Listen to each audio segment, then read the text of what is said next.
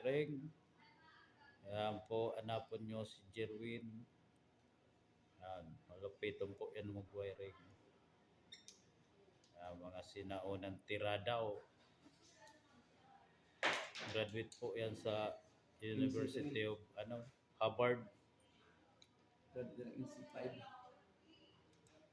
Ang mga wiring yan pong kinakabitan may mga old model wire, mga panahon 1975.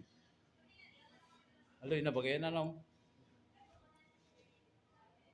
Pwede na maging 50 years.